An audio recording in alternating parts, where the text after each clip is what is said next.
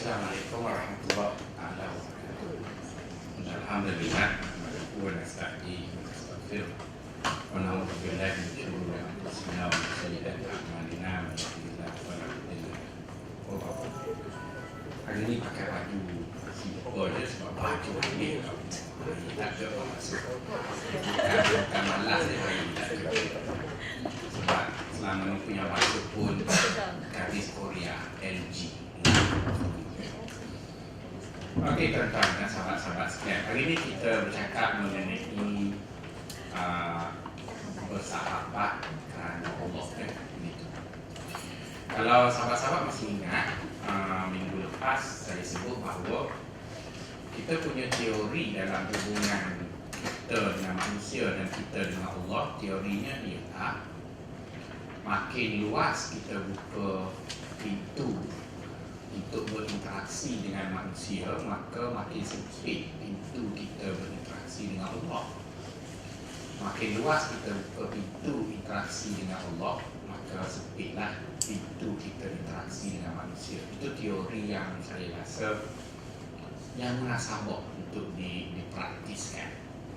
Maksudnya dengan kata lain, kalau sehari kita ada 24 jam, kita membuat keputusan bahawa kita nak berinteraksi dengan Allah itu 2 jam sehari, dengan dibahagikan kepada 5, iaitu sembahyang tadi, maka berarti kita masih berbaki 22 jam.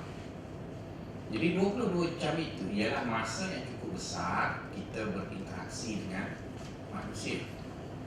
20 jam masa kita berinteraksi dengan Allah.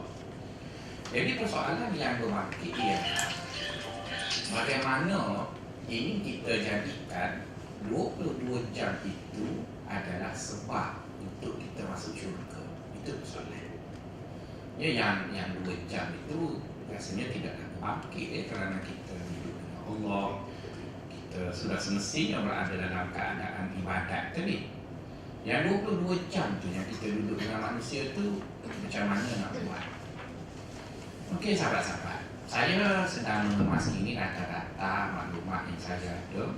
Saya rasa pernah sebut dekat sahabat-sahabat dulu bahawa ada 80 peluang untuk kita masuk syurga daripada hadis-hadis sahih.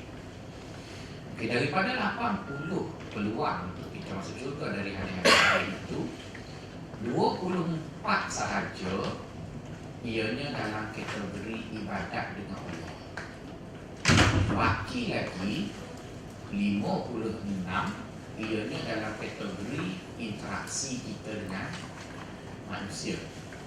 Jadi kalau dilihat kepada angka itu ya, maka sebenarnya 22 jam yang kita peruntukkan daripada 24 jam hidup kita sehari dalam bentuk interaksi dengan manusia, jika dibahagikan dengan 56 peluang untuk masuk syurga dalam kategori itu, sebenarnya kita ni kena masuk syurga lah. Sebabnya ada 56 jenis cara yang membolehkan kita masuk syurga apabila kita berinteraksi dengan manusia dalam 22 jam. Jadi cuba sahabat-sahabat fikir je secara logik. Kita ada masa 22 jam, tetapi kita ada peluang 56. Takkanlah sebesar itu peluang untuk kita masuk syurga dalam 22 jam satu pun kita tak buat. Kan? Takkan kita tak buat. Jadi satu pun yang kita tak buat daripada 56 perkara tersebut, dia ada 2 je kebarakalian. Pertama, kita tak tahu. Yang kedua, kita sombong saja. Dan saya yakin sahabat-sahabat adalah orang yang bukan sombong. Mungkin sahabat-sahabat tak tahu. Betul kan? Jadi tak tahu itulah yang saya nak ajar dalam kelas ni. Jadi bila dah tahu tu, pakat-pakat buat lah. Saya pun tak adalah buat semua 56, cuma paling kurang saya tahu. Orang tahu tak buat, dia lebih selesa daripada tak tahu dan nak buat. Kan nak buat tapi tak tahu. Macam perempuan tak pandai masak nasi dagang tapi nak masak. Dia jadi macam saya tahu tapi tak pernah masak. Itu hal lain kan? Jadi oleh kerana itu, tugas saya ada sikit ilmu ni, kongsilah dengan sahabat-sahabat yang nak masuk syurga ni. Yang lain tu bukan dia tak nak masuk, dia tahu dah. Jadi ni hari ni yang tak tahu lagi, kita cerita lah dengan yang tak tahu ni. Okey, tuan-tuan. Jadi tadi saya cakap teori kita ialah masih kekal dengan teori kita, makin luas masa kita luangkan untuk interaksi dengan manusia, maka makin sempit masa kita dengan Allah. Makin luas masa kita luangkan untuk interaksi dengan Allah, makin sempit masa kita dengan manusia. Dan kita memilih suatu jangka masa yang munasabah berlaku kepada orang biasa, iaitu kita duduk dengan Allah satu hari 2 jam. Kita duduk dengan manusia 22 jam. Jadi yang Allah tadi 2 jam, kita bagikan dia 5, iaitu 5 solat. Kita duduk sekitar dalam 20 minit kita beribadat dengan Allah. Okey, baki lagi 22 jam itu kita nak belajar macam mana nak jadikan dia masuk syurga. Okey sahabat-sahabat, cara mudah kita nak target masuk syurga ialah kita buat sasaran. Ya, kita buat sasaran. Cara mudah. Sebab kalau kita tak buat sasaran, nanti kita panggil tuan-tuan kena pergi. Masa saya student dulu, duit tak ada kan, duit kurang gitu ada, macam-macam student sekarang. Jadi bila nak beli minyak wangi, pakai minyak atar je lah. Dan minyak atar yang paling murah Maidin lah, tak mana lagi adanya. Jadi bila student masa tu selek lagi 1,600. Saya pun dah kahwin, kata anak dah ada, jadi cukup duit, naik motor je lah, mari API, gini. Jadi bila mari motor, baju penuh dengan bau minyak lah, bau asap kereta lah. Jadi nak pakai minyak wangi Gucci, tak ada duit. Dia beli minyak atar Maidin. Bila pergi beli minyak atar di Maidin, sampai je Maidin mati India tu kan kat bawah, belum masuk tu motor. Kita tak ada sasaran nak beli minyak atar apa, asal minyak atar je. Jadi sampai kat situ cakap kat dia, nak wangi tapi murah dan banyak. Nak bikin tak ada, macam tu lah. Wangi, murah, banyak. Jadi si India yang jual dekat tu, dia calik kat saya dekat 10 minyak wangi. Akhir sekali bengong, tak tahu minyak mana, mana sana. Lepas tu kata dia, apa yang terbaru? Masa tu dia kata terbaru malakan mau. Tak suruh benda ya. Macam beri lah dia. Beri lah. Dekat subuh. Oh, dekat subuh. Mesti pakai minyak atar juga ya. Atau cuci abang dia beri lah. Mereka subuh. Berilah mereka subuh tu. Begitu kan. Jadi kita tak ada aim. Kita nak beli minyak atar apa. Yang tahu nak beli minyak atar je. Jadi bila balik rumah, pagi-pagi nak mari kerja tu, cek lah minyak angin tu. Dah lah calik tu dia lekat warna pun bini baju putih. Bini kata, aku bau busuk kau kambing ni. Jadi moral story-nya dia lah, kalau pilihan banyak sangat, kalau pilihan tu banyak sangat, kita tak target, akhirnya kita tak achieve mana-mana pilihan. Jadi untuk memudahkan kita bincang macam mana nak masuk syurga, maka daripada 56 yang saya sebut tadi kan, daripada 56 yang akan kita praktis dalam 22 jam, kita cari target yang kita rasa munasabah kita boleh sampai. Kan? Dia ada dalam 56 tu ada benda yang tak munasabah, misalnya mati syahid. Ada siapa-siapa nak? Apa tak kereta tak habis lagi, rumah, betul kan? Jadi yang mana nak silakanlah. Cari ustaz lain lah kurang, bukan nak kurang. Tapi dia ada dalam 56 tu. Siapa nak pergi berperang? Aku kena pisau, aku rasa sakit dah.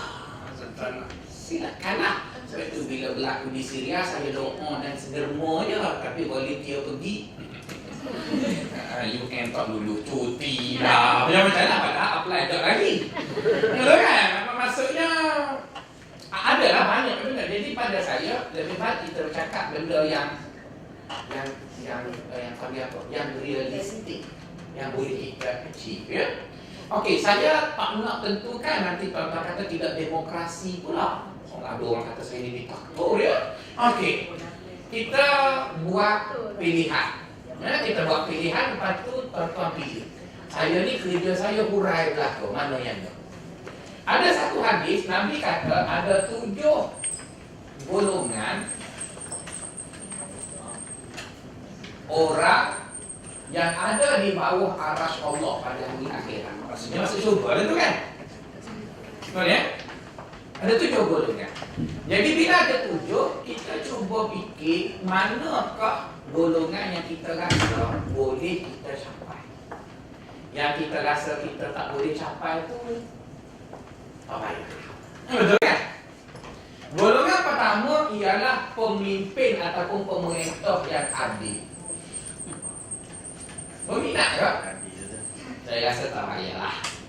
Kita bagi Datuk Najib, Nurdin Yassin, Tuan Guru Haji Abdul Hadi, Anwar Ibrahim, Khalid Nordin, dia geng-geng dia lah masuk kat situ, betul kan? Saya rasa kita tak payah yang itulah. Kita rakyat biasa. Kita pun tidak dicalonkan untuk PRT Kajang, tak payah. Yang ni kita bagi orang lain. Bukan tak boleh kan, rasanya tidak munasabah. Yang kedua, Kak Arun pun kita kuliah lain untuk Kak Arun. Okay. Tapi parti bebas dia Kak Arun tu. Okay. Yang kedua, pemuda yang membesar dengan takut kerana Allah. Rasanya tak dapat buat sebab kita dah tertua.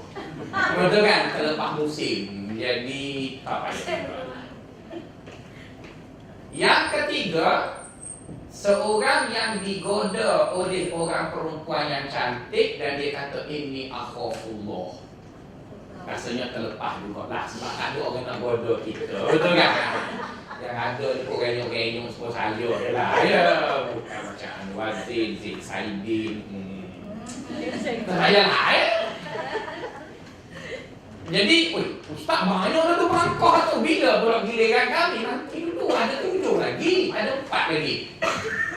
Yang keempat yang kita rasa boleh achieve pula ialah dia tetap iaitu orang yang hatinya bertaut dengan masjid. Hatinya bertaut dengan masjid. Kita rasa biarlah sebab kita sembahyang kat surau pejabat. Nanti pencing-pencing kita bincang batu. Betul kan? Jadi dok jugalah. Allah Ustaz, ini saya tak ada dok ni. Nak berkat nak pergi masjid kita tidak mesra wanita. Itu dah alasan je. Tapi maksudnya kita tak payah silayan tu. Okey, kita pergi nombor 5. Nombor 5, orang yang sedekah tangan kanan, tangan kiri tak tahu. Rasanya bolehlah, tapi kita bincang lain kali. Tapi bolehlah right tu ya, sedekah. Nombor 6, iaitu mata yang berjaga malam. Kita rasa kita bagi dekat AMM, askar, polis yang cari MH370 lah.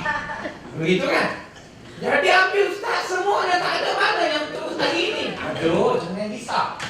Nombor 7, ding ding ding, ialah bersahabat kerana Allah.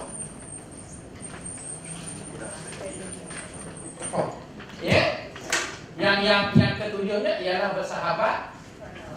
Yang itu rasanya munasabah. Betul kan? Kita duduk di pejabat, kita ada kawan-kawan. Kita duduk rumah, kita ada keluarga. Kita di jalanan, ada kawan-kawan. Jadi rasanya yang itu tu boleh kita achieve. Sebab kita selalu dilingkungi dengan manusia. Jadi oleh kerana bersahabat kerana Allah itu suatu benda ataupun peluang untuk kita masuk syurga. Dalam tempoh 22 jam kita bergaul dengan manusia. Yang 2 jam kita bergaul dengan Allah tu kita bincang dalam kesempatan lain lah. Dalam 22 jam kita dengan manusia, salah satu peluang untuk kita masuk syurga ialah kita bersahabat kerana Allah. Okey Bapak, bila kita dah target kita punya ruang dalam 22 jam tadi untuk masuk syurga ialah bersahabat kerana Allah, mari kita tengok apa untungnya bersahabat kerana Allah. Kan bila kita nak pilih sasaran tu apa untungnya? Untungnya tepat banyak sangat untung. Misalnya Allah Ta'ala berfirman, kata Nabi, al-akhillau yawma idzin ba'duhum li ba'din aduwwun illal muttaqun. Kata Allah, dekat hari akhirat nanti, orang-orang yang kita berkawan dekat dunia ni, bila duduk depan Allah antara syurga dan neraka, orang tak akan ingat kawan lah. Dia akan kata dulu saya jadi jahat ni sebab dia wajar. Dia akan cakap apa saja yang penting dia jangan masuk neraka. Dia akan masuk neraka. Itu perangai manusia. Bukan itu saja. Malah masa ketua panggil untuk nilai KPI pun kita kata gitu je. Betul kan? Saya sebenarnya nak makan kat rumah universiti dia yang duduk pergi kat Rosita tu pun dah boleh buat masuk ke tangan. Kita tak kata gitu. Itu baru jumpa dengan KPP baru tu. Tidak Allah lagi. Kita kata gitu dah apabila terdesak. Yang penting aku jangan kena, you kena punish. Itu juga pasal. Itu kawan dekat dunia. Kawan dekat dunia. Kita meeting elok-elok dalam meeting dia setuju. Bila kena, dia awak keputusan bukan saya. Ya, gitu lah. Itu manusia itulah. Jadi kita tak tahu. Kita selalu macam tu. Betul. Jadi betul lah Tuhan sebut al-akhillau yauma idzin ba'duhum li ba'din adu. Kawan-kawan ni bila terdesak dia tak tolong ni kita. Illal muttaqun, melainkan orang yang berkawan kerana Allah. Itu. Jadi sebab itu tuan-tuan, kita belum kawan kerana Allah. Dan kita dah mual dengan kawan yang kita dah mual dengan orang yang macam tu. Yang depan kita semua apa? Kita dah mual dah orang macam tu. Mungkin dulu kita bodoh, kita tak kenal orang, tak apalah. Tapi bila kita dah berusia, dah menjangkau 40, 50, takkan kita nak diperbodohkan kali kedua, ketiga lagi. Sekali kena cukup lah, tak apalah. Sekali seorang dia pasti. Jadi tuan-tuan, oleh kerana itu kita kena kawan kerana Allah sebab ayat tadi satu. Yang kedua tuan-tuan, ada satu hari seorang tabi'in dia peluk seorang sahabat nama Muaz bin Jabal. Peluk sahabat tadi. Kata tabi'in itu, wahai Muaz, aku sayang sangat padamu kerana Allah. Maka Muaz berkata, aku pernah dengar Rasulullah SAW bersabda, mana-mana orang yang bersahabat kerana Allah, di hari akhirat nanti dia akan duduk di atas satu astaka. Di mana pada hari itu semua orang yang duduk di padang mahsyar risau, gundah, takut. Dianya tenang dan wajahnya bersinar seperti mana bulan purnama pada waktu malam. Maksudnya orang nampak dia jauh lagi. Beruntungnya orang itu. Maka sahabat tu tanya, siapakah orang yang cukup beruntung itu? Maka kata Nabi, itu adalah orang yang bersahabat kerana Allah. Jadi tuan-tuan, bersahabat kerana Allah itu amat penting. Dan kita tak perlu suatu extra time. Kita tak perlu masa lebih. Sebaliknya kita hanya menggunakan 22 jam yang kita berinteraksi dengan manusia. Jadi masa yang sama kita guna dia untuk masuk syurga. Bukan sekadar untuk masuk syurga, memberi kita suatu makna yang besar dalam hidup, iaitu kita berkawan kepada Allah. Okey, bila kita sebut kita berkawan kepada Allah, maka di sana sahabat-sahabat perlu didefinisi. Kan? Jangan kita kata sahabat kerana Allah, jumpa dia nawaitu an usahibaka lillahi ta'ala. Saja aku kawan kerana Allah. Dia mesti ada definisi. Apa ciri seseorang itu bila dia berkawan, barulah dia dipanggil kerana Allah. Okey tuan-tuan, kata Imam Al-Ghazali dalam kitab Adab Suhbah wal Mu'asyarah, kata beliau, orang berkawan ini ada 3 jenis berkawan ataupun bergaul. Pertama dia panggil kebetulan. Kebetulan. Misalnya kita duduk di ijazah tinggi, kebetulan kita duduk sebelah Cik Dian, kita duduk sebelah Kak Azhar. Jadi bersahabatnya kita dengan Cik Dian dan Kak Azhar itu bukan kerana Allah, kerana kebetulan. Kebetulan dia duduk ijazah tinggi juga, kita pun. Jadi bersahabat yang macam tu tak dapat pahala lagi.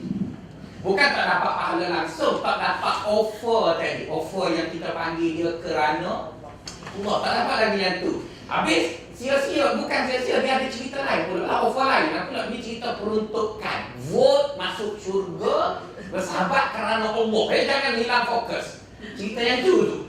Jangan kata, oh kalau gitu saya tak payah masuk nanti sebab tak dapat pahala. Jangan, itu cerita lain. Pahala nanti, pahala lain pula. Jangan lain pula. Ini cerita vote masuk syurga, bersahabat kerana Allah. Jadi kalau kita berkawan dengan orang kerana kebetulan, itu bukan kerana Allah. Kebetulan kita naik kapal terbang, dia duduk sebelah kita. Masa nak pergi Guangdong lagi tu. Kebetulan je lah. Kita naik kapal, nak pergi haji, pergi umrah, kita duduk dalam pejabat. Jadi itu, bila kita berkawan kerana kebetulan, tidak dikira kerana Allah. Yang kedua, dia panggil kerana takdir. Iaitu kita ditakdirkan abang kepada adik kita. Kita tak suka bukan dia, tapi oleh kerana umur kita dan kita tubik daripada perut yang sama. Kita abang dia. Dia adik kita. Kita kakak dia. Benar kan? Jadi itu dia panggil ditakdirkan kita bergaul dengan dia. Jadi bergaul kerana takdir begitu, kita tak masuk syurga kerana Allah. Kita masuk syurga dalam bab lain dia panggil silaturahim. Itu cerita yang lain pula. Sekarang kita nak cerita yang kerana Allah. Jadi oleh kerana itu Ustaz, kebetulan pun tidak kerana Allah, takdir pun tidak kerana Allah. Apa yang kerana Allah? Yang kerana Allah ialah kerana kita pilih. Jadi untuk persahabatan yang dikira kerana Allah, mesti di sana ada unsur pilih. Jadi kita pilih suami kita, kita pilih isteri kita, maka ada hubungan di antara suami isteri itu ada peluang untuk dikira bersahabat kerana Allah. Tapi belum kahwin itu kerana Allah dah, nanti dulu. Tapi dah sebut ada di sana elemen pilih. Dalam ramai-ramai yang duduk kat ni, kita pilih orang tu. Maka bersahabatnya kita dengan orang yang kita pilih itu dia panggil ada unsur yang akan dikira bersahabat kerana Allah. Kerana Allah. Saya duduk dekat akademi Islam, tak semua ustaz berkawan dengan saya.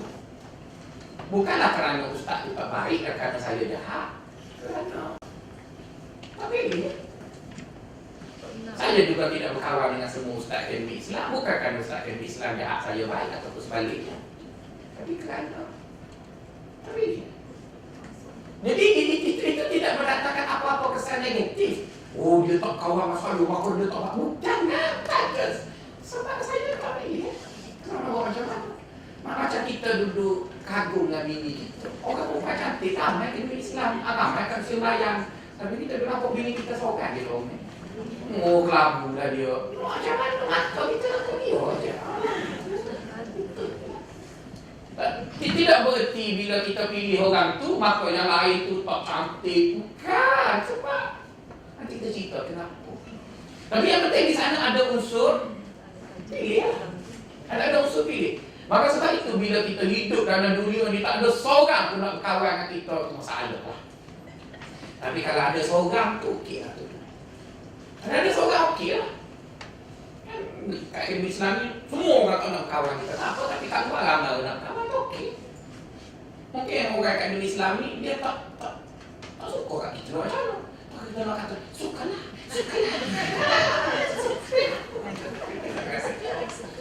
Jadi nak sebutnya bila sebut pasal kawan kerana Allah mesti ada unsur pilihan.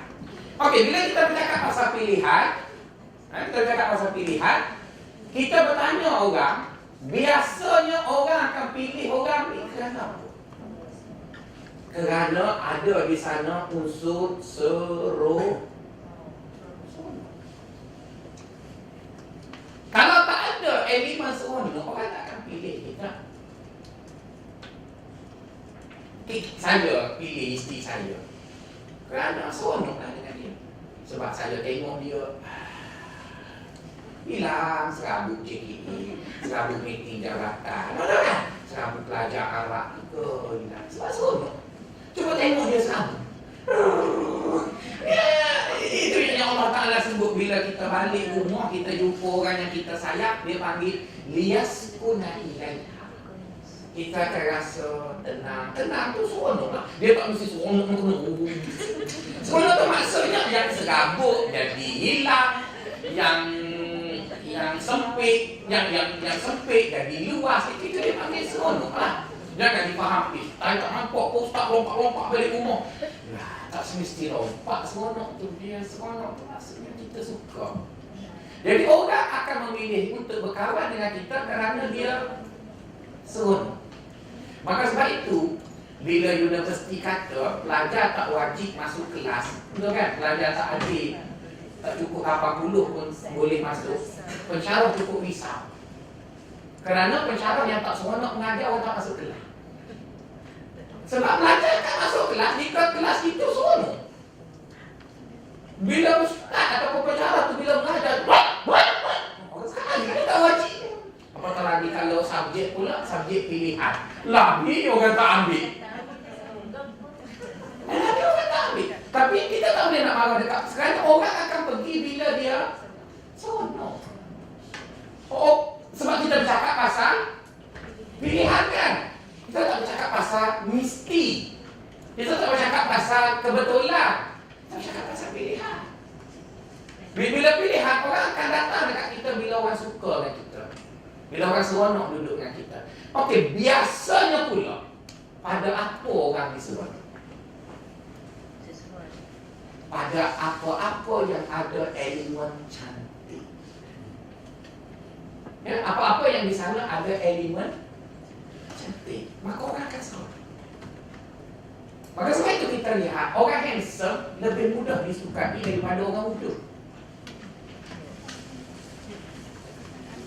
Misalnya lah ya, dekat apa panggil televisi Islam ni, ustaz yang handsome tegak Dr. Razman.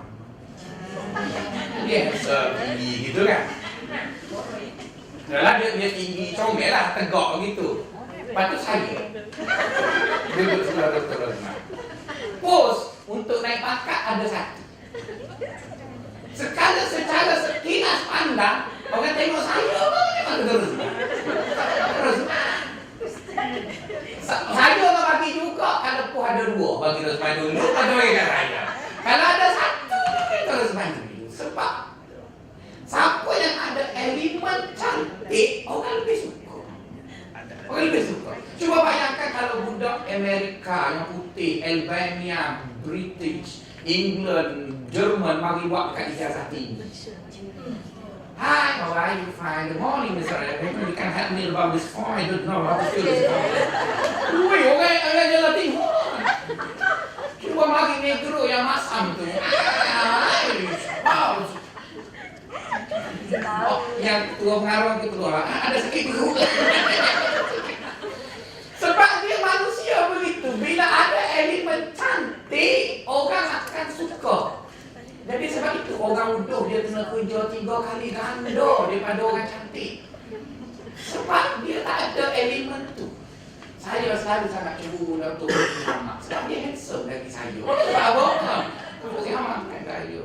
Saya kalau tengok dia, sakit hati. Sebab saya pendek. Dia tinggi gitu. Sebab dia makan tinggi gitu. Dia pakai baju kuk pun nampak gaya. Saya pakai baju kuk kabur. Satu sama satu geng. Jadi nak sebutnya ialah orang akan suka apabila ada elemen cantik tadi. Maka sebab itu kita orang cukup cemburu dengan Dr. Fauzi Ahmad dekat Bandar Usuluddin. Dr. Fauzi Ahmad lah kali bergaya sekali. Maka sebab itu walaupun dia pergi ke Brunei kita orang semua ingat. Sebab orang tahu dia pergi. Cuba saya pergi. Tombok. Okey lah. Itu gurau ya, jangan langit. Tapi yang handsome sungguh Dr. Razman, Dr. Fauzi itu betul. Yang muda tu memang kayu. Jadi yang seronok tadi biasanya pada cantik tadi. Cuma cantik itu subjektif. Ada kalau orang tengok cantik pada paras. Tapi ada kalau orang tengok cantik pada perangai.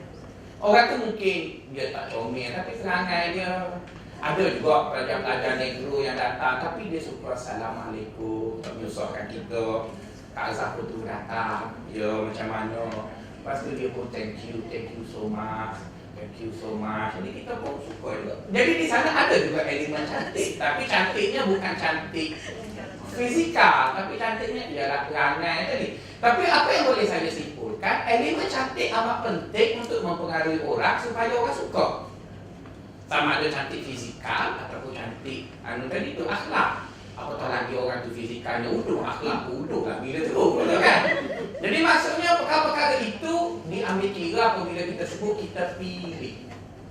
Kita pilih. Tapi kita sudah ditakdirkan dengan adik kita, nak kata macam mana dia utuh ke dia comel, kita terima lah, itu takdir. Tapi bila sebut berpilih, begitu.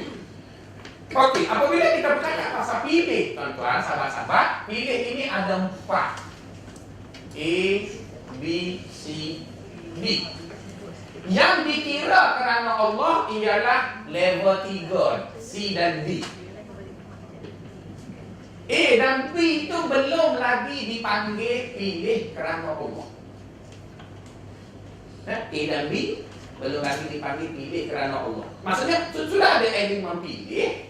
Tapi kalau kita memilih berdasarkan kategori A, dia tidak berdosa, tapi belum lagi dapat offer kerana Allah. Bila kita memilih orang berdasarkan kategori B, dia juga tidak berdosa, cuma belum lagi dapat offer kerana Allah. Kita pilih orang mengikut kategori C, barulah dia dipanggil kerana Allah. Dan D lagi tinggi tahapnya. Oleh kerana saya bukan wali Allah, saya tak sampai ke sini B, maka saya malu nak urai. Dan saya sebentar pun tak mampu nak buat. Kita tak payah urai lah yang kita sebut sepintas selalu. Kita biarkan kepada wali-wali Allah. Tapi yang C itu saya boleh cerita sebab saya pun boleh buat. Dan saya yakin tuan-tuan boleh buat. Okey ya. Mari kita cerita yang A. Macam mana kategori A, iaitu kita memilih orang untuk berkawan. Dan kita sebut tadi asas kita memilih orang kerana kita seronok, betul kan? Dan seronok itu biasanya orang yang kita suka itu biasanya padanya ada elemen cantik, sama ada cantik fizikal atau cantik akhlak atau gitu. Tak kisahlah ya. Dan saya tidak bercakap mengenai ianya berdosa ataupun tak berdosa. Saya bercakap mengenai pilihan. Bukan bermaksud bila perempuan memilih seorang sahabat itu dalam kategori A, maka perempuan dikira berdosa, masuk neraka. Cuma tak dapat offer je lah. Jadi berkawan dengan dia 22 jam tu biasa je lah. Tak dapat offer yang berkawan kerana Allah. Okey, yang A ni macam mana? Iaitu kita berkawan dengan seseorang kerana kita rasa kita suka dengan orang. Kita suka dengan dia sebab dia serupa dengan kita. Dia serasi dengan kita. Bila kita nak makan lodeh, dia pun nak makan lodeh juga. Betul kan? Bila kita nak beli baju warna hijau, dia nak beli baju warna hijau juga. Kita nak beli tudung 3 tun, dia beli 3 tun juga. Betul kan? Kita nak beli kerongsang janggut, dia nak beli juga. Jadi dia serupa dengan kita. Jadi bila dia serupa dengan kita tu, kita suka dengan dia bukan kerana lain, kerana kita suka dengan dia. Jadi orang yang berkawan macam ni memang dia pilih. Lepas tu kadang-kadang kita tengok orang tu dia duduk di ijazah tinggi tapi kawan dia duduk di pendidikan. Misalnya kan, dia duduk di ekonomi tapi kawan dia duduk kat fiqh. Yang dia keluar makan dengan fiqh, tapi dia keluar makan sama dengan level dia tu kan. Dia duduk jabatan Quran hadis tapi dia keluar makan dengan ijazah dasar. Misalnya ijazah dasar blok D, dia duduk blok C, kadang dia turun lagi blok A. Aduh, yang duduk dekat pendaftar tu, mari duduk dekat sini. Jadi kenapa dia mari? Kerana dia suka. Bukanlah bermaksud orang dekat jabatan dia, orang dekat departemen dia tak baik, tapi dia tak suka lah dia suka. Kita nak kata macam mana, takkan kita kata dosa lah, tak makan sekali dengan jabatan. Tuhan dia bukan berdosa kerana saya dekat ekonomi Islam ada 2-3 orang yang kalau jumpa tu bersesat. Macam mana dia bukti jadi dia rasa kita belanja dia habis 100 kita balik sama. Tapi ada orang lain nak bagi 5 sen pun dia hati kita. Tapi bersahabat kerana itu belum lagi dikira kerana Allah. Dan ini berlaku kerana ada keserasian di antara jiwa kita dengan jiwa orang yang kita berkawan. Orang panggil apa dia? Chemistry. Ada chemistry kita dengan dia. Kita dengan dia.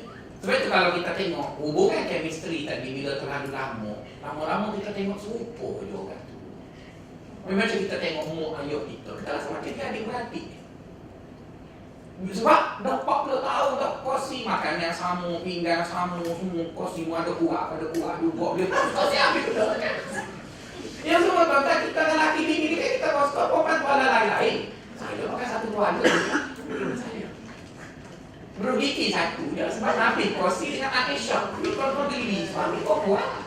Bukan orang lain, ayah pada anak perempuan. Nabi itu dia kursi jabatan suki. Lepas dia sempit, Aisyah suki pula. Tadi saya pun beli satu juga. Lepas saya lagi pada saya. Sebab kalau dia ada sakit, kita pun kena sakit juga. Kan kita janji mana saya bersama-sama. Jadi kan sebutnya bila begitu dia ada hadis Nabi ya. Ada satu cerita berlaku pada Aisyah radhiyallahu taala anha. Ini disebut dalam kitab Adabus Suhbah wal Mu'asyarah karya Imam Al-Ghazali. Kata Aisyah, masa aku duduk di Mekah tu ada seorang perempuan yang suka buat lawak. Macam jihad agak nyebut lah. Ada buat lawak. Kemudian bila Aisyah pergi ke Madinah, dia pergi di Madinah, dia jumpa di Madinah ada seorang perempuan lain pula yang pandai buat lawak. Maksudnya dua orang yang berbeza. Setelah pembukaan kota Mekah, kata Aisyah, perempuan yang pandai buat lawak di Mekah tadi, dia masuk Islam, dia datanglah ziarah Aisyah di Madinah. Bila sesampainya di Madinah, selepas berborak, Aisyah bertanya, bila sampai ke Madinah? Dia kata semalam. Bermaksud dia sudah bermalam di Madinah. Zaman dulu belum ada apa panggil rest house, belum ada hotel ya, bermalam tu maksudnya di rumah orang. Jadi Aisyah tanya, bermalam di rumah siapa? Kata perempuan yang pandai buat gelap di Mekah tu, dia kata saya bermalam di rumah perempuan yang nama dia Fulan bin Fulan. Aisyah pun senyum. Kenapa Aisyah senyum? Sebab dia perempuan yang pandai buat lawak tu, dia bermalam di rumah perempuan yang pandai buat lawak kat Madinah juga. Ramai-ramai orang di Madinah dia cari orang pandai buat lawak juga. Barulah dia serasi. Oh,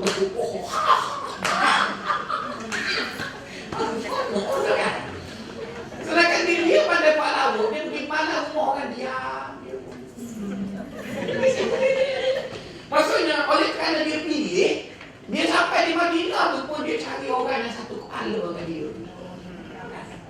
Betul kalau kita tengok orang yang isap rokok, dia pakai akademik Islam, dia tak isap rokok, dia akan pergi cari geng isap rokok. Orang halu dalam store. Dia jalan itu sebab dia serasi. Dan itulah yang disebut oleh Rasulullah SAW. Nabi sebut al-arwahu junudun mujannada. Nabi kata ruh, jiwa kita ini seperti askar yang dilatih. Idza ta'arafat tahabbat. Bila dia saling berkenalan, dia akan suka. Wa idza tanakarat tabaadat. Bila dia saling berjauhan, maka dia saling benci. Jadi itu menggambarkan bahawa ada chemistry tadi dalam orang memilih seseorang untuk dia berkawan. Itu hadis yang pertama. Hadis yang kedua, Nabi Muhammad SAW bersabda, hadisnya tidaklah begitu sahih, tapi untuk menyokong bicara kita, kata Nabi, bila seorang mukmin masuk ke masjid, dalam masjid itu ada 1000 orang munafik. Dia masuk masjid, dalam masjid itu ada 1000 orang munafik. Dalam 1000 itu hanya ada seorang dia, seorang yang mukmin. Maka si mukmin yang seorang masuk masjid tadi, dia mesti dapat cari mukmin dalam 1000 kebarangkalian. Cuma soal lambat cepat itu halal, kalau tidak akan jumpa mukmin. Sama juga jika seorang munafik masuk masjid, dalam masjid itu ada 1000 mukmin. Dalam 1000 itu hanya ada seorang dia munafik. Maka si munafik yang masuk masjid tadi pasti akan jumpa cari munafik yang satu lagi. Kenapa? Kerana dia bukan cari dengan mata, dia cari dengan chemistry. Dia cari. Tak percaya perempuan. Kalau perempuan pergilah, ada kalau misalnya dulu-dululah zaman Tan Sri Anwar Zaini itu, kalau dia buat program apa-apa kena jumpa ramai-ramai. Bila perempuan masuk dewan, apa perempuan tengok dia? Masalah. Tengok gitu, lepas tu nampak tak ada orang kenal, dia tak berjalan. hati. Duduk. Saya duduk. Lepas tu borak tu tengok aku. Allah, apa dia? Apa dia? Jadi dari mana benda tu? Sebab dia ada elemen pilih, kan? Ada elemen pilih. Dan pilih itu biasanya kita akan memilih orang yang kita suka kawankan. Jadi kalau perempuan berkawan dengan seseorang kerana perempuan suka ataupun tak suka dengan dia, itu belum lagi dipanggil kerana. Tapi tak berdosa ya, saya tak kata berdosa, cuma belum lagi dapat offer kerana. Okey. Yang kedua, iaitu kita berkawan dengan seseorang atau orang berkawan dengan kita bukan kerana dia suka kat kita, bukan kata greedy, tapi dia tahu kita boleh memberinya satu kepentingan dunia. Kan? Dia tak suka pun kat kita, tapi dia tahu dengan adanya kita, dia dapat satu matlamat dunia. Sekarang kan ada lelaki-lelaki yang malas kerja, dia suka kahwin dengan pegawai kerajaan. Paling-paling tidak staf UN, sebab staf UN boleh pencet medical benefit. Betul kan? Jadi perempuan tu dia tak suka aku pada tengok pun.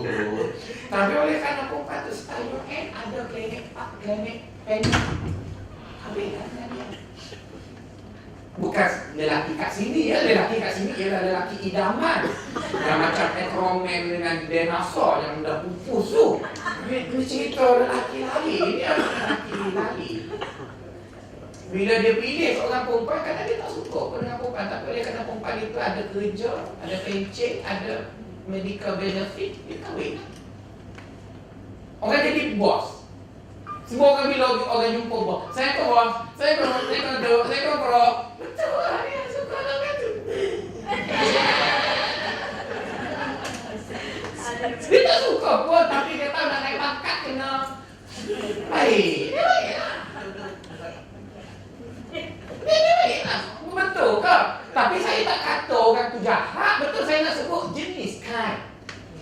Ada manusia dia pilih untuk berkawan dengan kita bukan kerana dia suka dengan kita.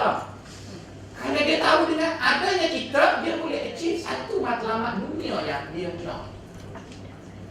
Orang jadi ketua polis, kan? Tanya Kak Azhar, ya bos, ya tak ada.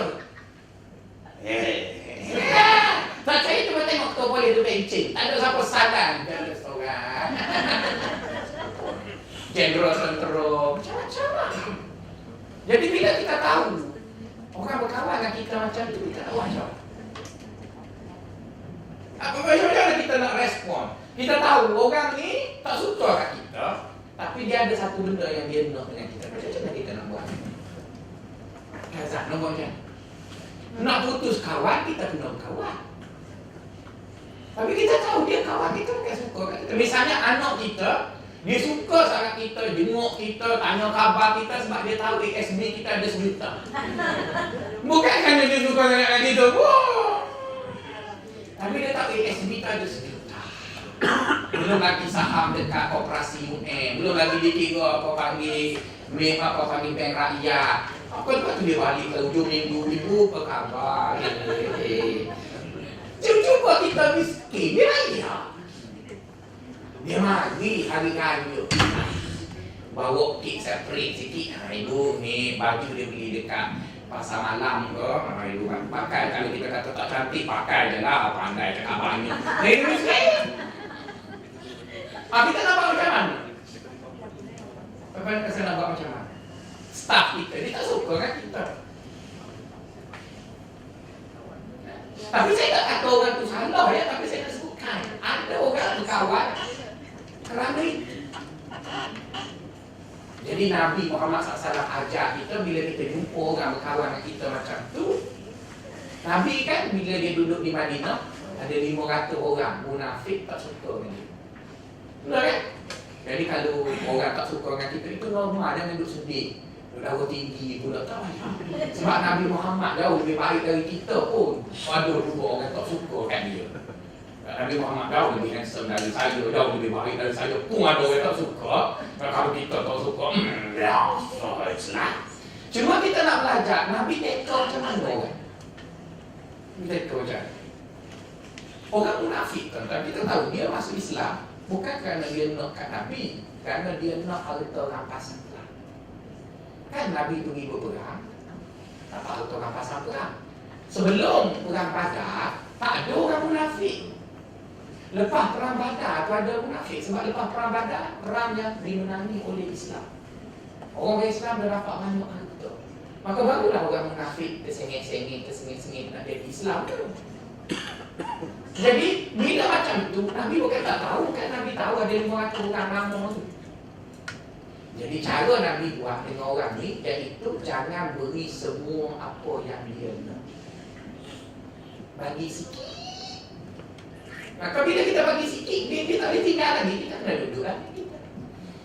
Dia nak lagi bagi sikit pula, dia bagi pula. Jadi dia jadi macam anjing. Kenapa tak kita? Sebab dia bukan nak kat kita pun. Dia nak benda yang ada kat kita. Jadi kita bagi sikit. Jadi begitulah yang Nabi buat. Begitu Nabi buat. Dan saya dulu tuan-tuan, masa saya belajar, saya tanya guru saya nak buat macam mana. Dia tak jawab. Dan tak tahu berapa lama saya tunggu jawapan, baru dapat 9 tahun. Dan itu pada tahun 2009. Bukan, 2008. Saya minta naik pangkat, tak dapat. Sedihlah saya. Ada seorang kawan saya pergi sampai ke kementerian, ada bawa kepada union. Seorang dia tak bawa. Jadi bila sedih, dia ingat kat Tok Guru lah. Tok Guru kita kan, minta dia doa supaya dapat naik pangkat. Sama lah, kalau begitu bila sedih kan cari ustaz, betul kan? Kalau sedih kerana hantu, cari solusi, ustaz Allah, betul kan? Kalau sedih nak semaya ajak, cari orang tu, dia biasa je lah. Kalau begitu saya pun macam tu juga. Jadi guru saya tu duduk di Kelantan. Jadi saya pun sedih gitu. Tak apalah, balik Kelantan lah, lupa minta Tok Guru doa mana lah, tahu tu hati pengarah dia naik pulak nak buat rajuan. Masa nak pergi tu ada seorang kawan saya dari universiti lain, dia pun tak naik pangkat juga. Dia pun kata, tompang lah nak pergi jumpa Tok Guru, kita doa kokok dia bagi. Jadi kawan saya dah lah tompang kereta saya percuma. Tu tak bayar, makan singgah. Buang musang dengan berapa aku bayar lagi. Percuma lah dia pergi. Percuma kereta saya, haus tayar, haus brek, habis semua haus. Dia duduk kat kursi saya, kok haus kursi saya. Sampai dekat Tok Guru tu, yang saya sedihnya, guru saya tu doa dekat kawan saya dan bagi doa aku dekat kawan saya. Nanti ustaz balik baca doa ni, nanti insyaAllah lah tu ada doakan. Itu saya, yang ada murid dia tu, saya. Oh, dia kata mu tak payah lagi lah Faisal. Lah, dah lah pengarah tu kata tak payah lagi, dia betul guru, dia tak payah juga. Kan sakit.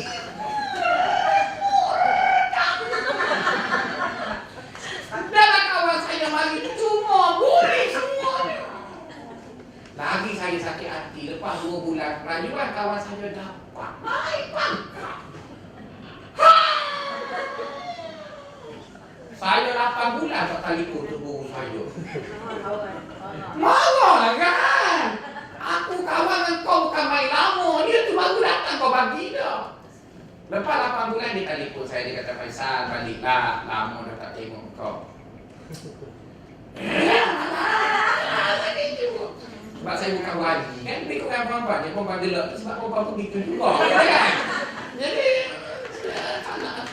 akhir sekali saya pun call lah dia. Dia kata okey lah, tak payah saya balik. Saya pun balik jumpa dia. Dan saya tahu dia suka makan biryani kambing. Belilah biryani. Itu guru kita kan. Tengah-tengah hidang nak makan nasi dengan dia tu, benda-benda pertama sekali saya tanya dia, ayah, kenapa tak bawa muka saya gitu? Dia pun senyum, nak kena jawab aku. Dia tak jawab apa sudah.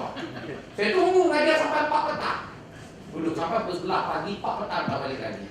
Akhir sekali dia tak nak balik tanya, tak ayah, nak juga jawapan. Kenapa tak doakan saya supaya saya naik pangkat sama dengan kawan saya apa? Cuma lah, tolonglah cakap kenapa. Dia pun senyum, dia kata, Faisal, aku suka berkawan dengan kau. Kalau kau naik pangkat, kau tak datang dah jumpa aku. Baik kau tak naik, betul kau datang. Barulah saya faham betul tuan. tuan-tuan, bila orang berkawan dengan kita bukan kerana suka dengan kita, jangan diberi semua. Beri sikit. Akhirnya dia kawan. Sama juga dengan tuan-tuan. Kita tak suka pada saya secara peribadi. Tapi tuan-tuan suka sebab saya ada ilmu. Betul kan? Betul kan ilmu yang tuan-tuan nak belajar setiap Jumaat ni kan? Sebab tuan-tuan dapat ilmu lah waktu tuan-tuan mari kelas saya. Tapi secara personal, tuan-tuan suka, tuan-tuan bukan suka suami. Tuan-tuan Zin, saya Dik. Tak suka saya secara personal. Sebab saya comel mana, pendek hitam ini. Tapi saya tahu tuan-tuan suka ilmu. Maka supaya tuan-tuan tak konten kelas saya, maka saya bagi sikit-sikit. Saya kena bagi lagi tu. Betul kan? Cuba saya sebut habis sampai B. Tak lagi dah minggu depan. Ini sampai B juga. Nak tahu si minggu depan. To be continue. Anti-climate dia panggil kan? Itu yang duduk kat semua manusia pun kena mari juga kan? Sebab ustaz tu ni tak bagi habis. Kalau saya bagi habis, mungkin tuan-tuan kata, aduh lah bagi ustaz lain kepada kamu. Kat saya rilis. Jadi supaya tempat saya tak diambil oleh orang, saya bagi habis. Sikit. Itu yang saya belajar. Tapi saya tak tekilan pun tuan-tuan tak suka kat saya. Itu pilihan. Tuan-tuan saya tak boleh nak paksa. Cintailah aku. Tak boleh. Kita demokrasi. Tapi saya tahu tuan-tuan suka dengan saya mungkin kerana ilmu yang ada tu. Jadi ilmu tu bukan saya lah. Jadi supaya tuan-tuan terus mari kelas saya pun susun tu separuh. Jadi kelas tu to be continue. Dia kena tu ada. Jadi akhirnya kita pun berkawan lah juga. Betul kan? Guru dia memang macam tu. Saya belajar dengan guru saya macam tu. Jangan bagi habis kat anak murid. Bagi sikit. Guru saya pun macam tu lah. Dia duduk kat kanan. Dia bagi separuh kat saya, kita balik Kuala Lumpur. Orang-orang akhir sekali kita habis dari ini. Itu kan guru dia pula. Cuba bayangkan dia bagi habis, saya dah jadi profesor, saya tinggal dia. Jadi akhirnya kita terus kena jumpa dia.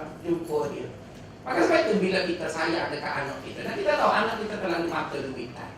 Maka kalau kita nak bagi harta pun, kita pilih kat dia, harta ini ibu beri dan dia berkuat kuasa wasiat ini setelah ibu mati malam ke-40 baca Yasin. Jangan diberi masa hidup, dia jual buat beli Porsche, kita duduk rumah orang tua lah. Kita beri, tapi bagi sikit. Sebab kita tak boleh nak paksa orang suka kita secara peribadi. Kita tak boleh nak paksa orang kita yang nak kata, dia tak suka I. Sukalah I kerana peribadi I. Kita suka. Tapi dalam kita tak suka, kita suka benda lain yang baik ada pada dia. Tapi bukan diri dia. Mungkin ilmu dia, cara dia berbuang, cara dia bersembang, cara dia bergaul. Jadi kita suka dia. Tapi bukan diri dia. Diri dia isteri dia. Tak suka, kita suka pula kan tak jadi nombor 2 pula. Jadi tak payah suka diri dia tu. Tapi bukanlah bermaksud nombor 2 tu. Sebab tu saya kata yang B itu tidak berdosa. Tapi belum lagi kerana Allah. Belum lagi kerana Allah. Okey, yang C ni baru kerana Allah. Apa dia? Iaitu kita suka dengan seseorang manusia kerana dia boleh bawa kita ke akhirat. Sebab dia bawa kita ke akhirat. Dia bawa kita jumpa Allah. Dia bawa kita masuk syurga. Kita suka dengan dia. Bukan kerana dia bagi kita naik pangkat. Bukan kerana dia bagi kita makan. Bukan, walaupun benda-benda itu tidak salah, tetapi itu sifatnya dunia. Tapi kita suka kepada seseorang kerana dia boleh bawa kita ke akhirat. Dia tolong kita, dia mudahkan jalan kita untuk akhirat. Dia tolong kita buat itu, buat ini untuk achieve syurga tadi. Jadi kalau itulah kita berkawan dengan seseorang kerana sama-sama nak berkongsi dalam perjalanan hidup menuju akhirat, menuju redha Allah, maka di situ baru dipanggil kerana Allah. Adapun yang B itu tak payah urailah, saya pun tak mampu nak tahu. Itu kita hanya cintakan Allah tanpa mengira apa-apa. Kita cerita yang C. Okey ya. Jadi yang C itu kita boleh carikan kawan yang kita. Dan tak semesti ustaz, mungkin ada kawan. Kita kawan dengan dia sebab dia ajak kita puasa Senin Khamis. Benar kan kita kawan dengan dia. Bukan kerana dia ajak kita beli kerongsa, tun, bukan. Tapi dia suka ajak kita puasa, dia suka ajak kita sedekah, dia ajak kita semayang. Maksudnya kita suka dengan dia tu kerana bawa ke akhirat. Dan orang itu mungkin suami kita, mungkin isteri kita, mungkin anak kita, sesiapa dia tak kisahlah. Yang penting kita bersahabat dengan dia kerana benda tadi, kerana akhirat. Tapi kalau kita bersahabat dengan orang yang kerana dunia, itu juga tidak salah ya. Tapi dia tidak dikira lagi kerana Allah tadi. Jadi bila kita dah tahu apa dia si, kita tinggal dua persoalan. Iaitu, apakah ciri-ciri orang yang boleh kita kategorikannya dia adalah orang si? Bukan? Apa ciri dia? Itu ciri dia. Dan yang kedua, apakah hak-hak yang perlu kita tunaikan apabila kita dah dapat orang yang ada dalam kategori C. Apa-apa hak yang perlu kita tunaikan? Dua perkara tersebut kita jumpa kuliah yang akan datang. Kan bagi sikit-sikit, betul-betul kena bagi pula.